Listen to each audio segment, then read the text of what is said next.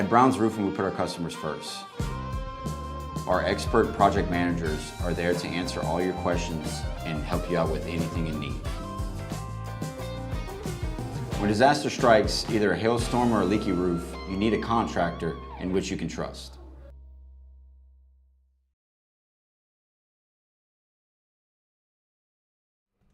Hey folks, welcome into the Digital Weather Desk powered by Century Next Bank. I'm Jared Floyd. Happy Friday to a lot of folks, obviously.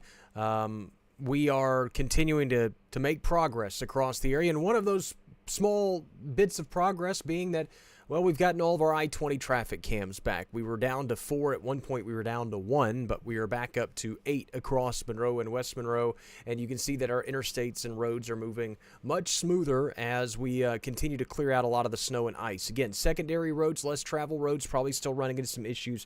Be aware of that. Today's forecast made possible by the United Way of Northeast Louisiana and the 211 initiative. Of course, 211 still standing by to help connect you to any resources that are needed in our area. And the United Way of Northeast Louisiana is launching the family relief effort. Now, to apply, you can go to unitedwaynela.org/family-relief-effort, but that application portal does go live tomorrow morning. Tomorrow morning at 8 is when that portal goes live. So again, if you are trying to apply for assistance now, it is not available just yet. Again, getting the last of that kind of squared away. But to donate, you can go to unitedwaynela.org/family-relief-effort, or you can just text family relief, all one word, to 91999, and that'll get you squared away with the United Way of Northeast Louisiana. Again, of course, 211 always there for your resources as well.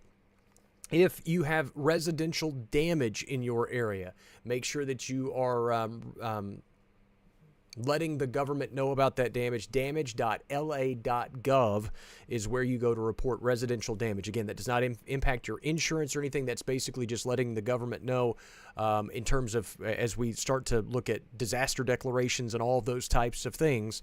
Those are the things that kind of help speed along that process. Check of the infrared satellite this afternoon. Quite a bit of sunshine across the area. In fact, let's turn on the visible satellite and take a look at that as well.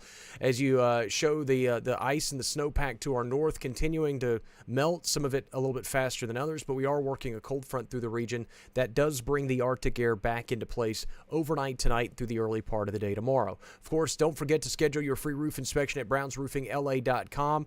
Every shingle radar product made possible by Brown's Roofing. Hopefully that gets you a little bit of a smile or a chuckle. It's been a long week, folks. As you take a look at what's going on across the region, nothing happening right now. Power outages continuing to see some improvements. In fact, across much of northern Louisiana, we are continuing to steadily see power restored.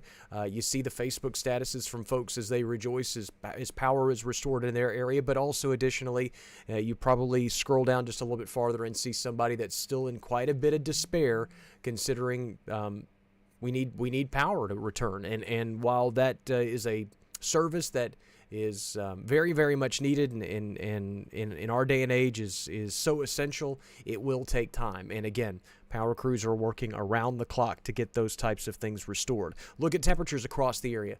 Rebounding back into the 40s, well above freezing for most locations. But again, the Arctic air is starting to pull into place, and it is quite breezy. Winds are out of the north sustained in the 10 to 20 mile an hour range with higher gusts. So please be mindful that there is still a lot of tree debris suspended in our trees, and all it takes is a 20 or 30 mile an hour wind gust. And through the weekend, I wouldn't be surprised to see the gusts even higher than that. And that will continue to knock tree branches down, and those are dangerous. So make sure that you're extra cautious when you're out and about as folks try to move a little bit more so over the next couple of days. That tree debris will continue to create a hazard. Futurecast made possible by Bayou Power Sports. I-20 frontage road in Monroe shows the northerly winds, and on the back of kind of a reinforcing surge of colder air that'll move in tonight and early tomorrow, it's not out of the realm of possibilities for some areas to maybe catch a snow flurry or two during the early morning hours. Tomorrow, you're going to have to be awake to see it, and most of us won't be. Winds will return to the south as we go through the daytime hours on Sunday. That leads to a warming trend through the early parts of next week, ahead of a cold front that that will eventually bring rain chances back in by Tuesday and Wednesday. Generally looks to be showers, maybe a rumble of thunder or two from time to time, but not expecting any severe weather hazards. At least that's how it appears for right now. In terms of wind gusts, again, overnight tonight as we reinforce this cold air that's in place, I wouldn't be surprised to see some 20 to 30 mile an hour wind gusts. Again, considering the broken tree limbs and tree debris that is suspended in the air, that again creates some concerns and some hazards. As we go through the day tomorrow, expect to stay breezy, especially along the Mississippi Valley, with most of those winds out of the north and northwest. And again, the wind chills will be quite uncomfortable. I'll look at actual forecast temperatures as we go through the next couple of days. Again, falling into the low 20s tonight, upper teens by tomorrow morning. And you combine that with some pretty breezy winds, it'll be very uncomfortable for your Saturday. Most of us will struggle to get to near the freezing mark through the afternoon. We're back into the upper teens to near 20 degrees for Sunday morning, but then a warming trend after that. Eventually into the upper 30s to low 40s for Sunday afternoon, and a lot of us return to the 50s by Monday, maybe even the 60-degree mark. Now, we'll be in the upper 20s to start, but the temperatures will start to climb as we head toward Monday afternoon. In terms of wind chills, our worst morning will be tomorrow morning, with the winds generally in the 15 to 20 mile an hour range out of the north. You combine that with air temperatures in the teens and 20s, and I wouldn't be surprised to see wind chills in the single digits, with some areas potentially seeing wind chills close to zero. If you have to be out and about in this, make sure that you layer up and that you're staying warm, and making sure you're staying warm safely. For those that are without power, again, same story. This is going to be a very cold night and a very cold stretch of nights where we are below freezing not only tonight, but for Saturday night, Sunday night, and for some areas, well, by Monday night into Tuesday morning, most of us should be above freezing by then. Here's a look at the cold weather alerts. In full disclosure and just full honesty, I hate the way this is put out, and this is we simplified. I say we, the weather community, the National Weather Service, is a national organization, as a government organization, and I'm not trying to sneeze on the government or our local offices or anything like this. I'm just honestly giving you my opinion. We tried to simplify all the different cold weather messaging, from wind chill advisories and extreme cold and all these types of things, and now we've simplified it down to extreme cold watch, extreme cold warning, and cold weather advisory. Here's how things go into play. We are under an extreme cold warning for the Mississippi River Valley until Saturday evening. So through tomorrow evening, we are under an extreme cold warning for a lot of these areas. Again, preparing for single-digit wind chill values and all those types of things. Then that expires, and we are under a cold weather advisory in the same areas from Saturday evening through Sunday at midday. Basically telling you that it's also, again, going to be cold with dangerous wind chills, but not as cold with as dangerous wind chills as the extreme cold warning.